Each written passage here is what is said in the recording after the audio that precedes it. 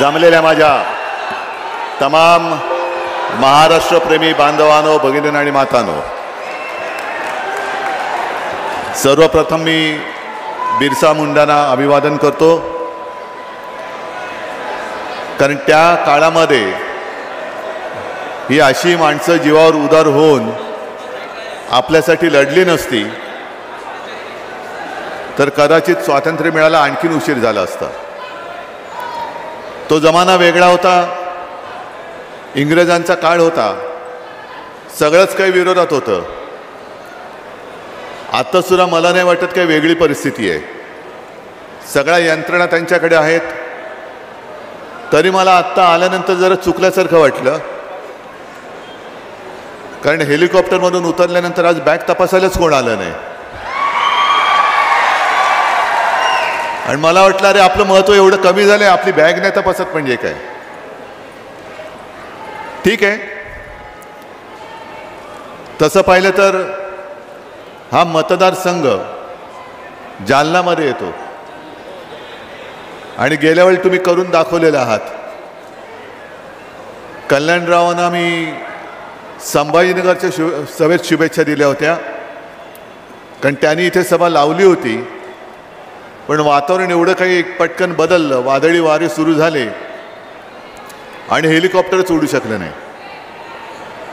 तरी देखील तुम्ही कल्याणरावांना प्रचंड मताने निवडून दिलं, त्याच्याबद्दल तुम्हाला सगळ्यांना मी धन्यवाद देतोय.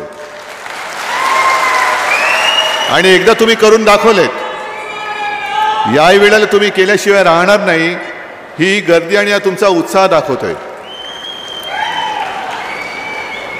कारण अनेक जण गर्दी जमवण्याचा प्रयत्न करतात. काल सुद्धा मुंबईमध्ये गर्दी जमवण्याचा प्रयत्न झाला, खुर्च्यांची गर्दी खूप जमली, पण माणसंच नाही आली. आपल्याकडे सगळी माणसं जीवाभावाची आहेत. आणि माझं आव्हान आहे, इकडे एकही माणसाला कोणालाही भाड्याने आणलेलं नाही, हे मनापासून आलेत. या सिल्लोडमधली हुकुमशाही, दडपशाही, गुंडागर्दी गाडून टाकायला, जाळून टाकायला आलेली आहे. मला सुरेश बनकर पहिल्यांदा भेटले आणि ते भाजपात होते. मी त्यांना विचारलं काय करणार, तुमची तर तिकडे युती आहे. ते म्हणे साहेब नाही,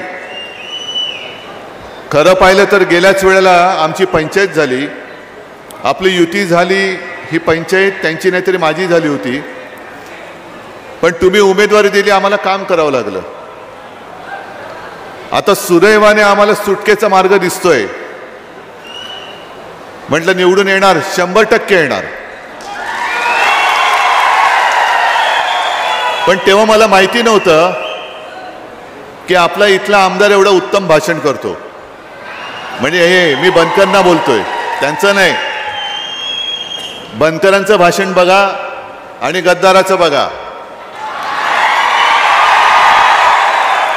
मला आता रोज जसा वेळ मिळेल तसं मी TV चॅनल्स आणि पत्रकारांना मुलाखती देतोय. त्यांनी मला 1-2 प्रश्न विचारले की ते मिंदे असं बोलतात, मिंदे तसं. म्हटलं जाऊ दे, त्या मिंद्यांचे चिंध्या होणार आहेत आता. पण विशेष म्हणजे महिलांवरनं त्यांनी प्रश्न विचारला.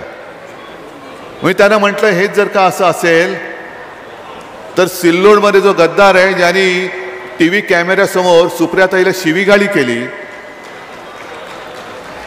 आणि हाच माणूस उमेदवार म्हणून त्याच्या प्रचाराला देशाचे पंतप्रधान काल संभाजीनगरला आले होते, छत्रपती संभाजीनगर, त्यांच्या व्यासपीठावरती होता. मग मोदींना मला विचारायचंय, हेच तुमचं हिंदुत्व आहे का? हीच तुमची संस्कृती आहे का?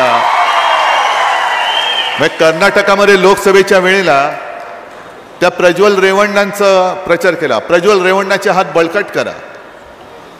हा प्रज्वल रेवण्णा कोण करीन? माझं स्वप्न सोडून द्यावं. तुम्ही माझ्या गोरगरिबाची झोप उडवलेत आणि तुम्ही तुमच्या सगळ्या मालमत्ता एकदम भरपूर करून ठेवलेल्या आहेत.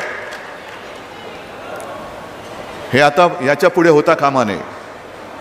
आणि तुम्ही जर का एकवटलात जसे आज दिसतायत, हे एकवटल्यानंतर कोणी किती मोठा असू दे, जेव्हा सर्वसामान्य माणसं एकवटतात ना, तेव्हा किती मोठा माणूस असला तरी तो कोलमडून पडल्याशिवाय राहत नाही. हा या देशाचा इतिहास आहे. म्हणून मी मनापासून तळमळीने भाजपच्या लोकांना सुद्धा सांगतोय, कार्यकर्त्यांना सांगतोय की ही संधी सोडू नका. आता ही संधी सोडू नका. पुन्हा आपल्या या सिल्लोडमध्ये गुंडागर्दी दहशतीचं राज्य तुम्हाला पाहिजे असेल, म्हणजे भाजपच्या कार्यकर्त्यांना पाहिजे असेल, पण ते हवंय असं मला वाटत नाही. जो सच्चा भाजपचा कार्यकर्ता आहे तो नक्कीच या गुंडागर्दीच्या विरुद्ध नव्हे, ती गुंडागर्दी मोडून टाकल्याशिवाय राहणार नाही हे सुद्धा मला माहिती आहे. चला आपण सगळे एकत्र येऊन पहिल्यांदा ही गुंडागर्दी मोडून काढूया आणि मग त्याच्यानंतरचे जे आपले वचननाम्यातली जी वचनं आहेत, कालच संभाजीनगरमध्ये मी जाहीर केले, कारण मराठवाडा, विदर्भ, उत्तर महाराष्ट्र कुठे कुठे जिथे जातोय तिकडे एकच सगळ्यांची ओरड आहे, सोयाबीन सोयाबीन सोयाबीनला भाव नाही. इकडे सोयाबीनवाले किती शेतकरी आलेत? सगळे आलेत ना.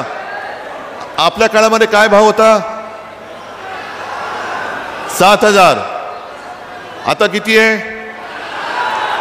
मग मी तुम्हाला वचन देतोय की त्यावेळेला जर मी 7,000 भाव तुम्हाला दिला होता, तर या वेळेला आपलं सरकार आल्यानंतर मी तुम्हाला 7,000 भाव दिल्याशिवाय राहणार नाही. हमी भावच नाहीये. म्हणजे शेतकऱ्याच्या मालाला हमी भाव नाही तर गद्दाराला हमी भाव द्यायचा. गद्दार मस्तीमध्ये मला 50 खोके मिळालेत. गद्दाराला जर का 50 खोके मिळत असतील तर राब राब राबणाऱ्या माझ्या शेतकऱ्याला, शेतमजुरांना त्याच्या हक्काचं का मिळू नये? ज्यांनी म्हणजे तुम्ही ज्याला निवडून दिला तो गद्दार झाला, तो खोके घेऊन पळाला, पण ज्यांनी निवडून दिला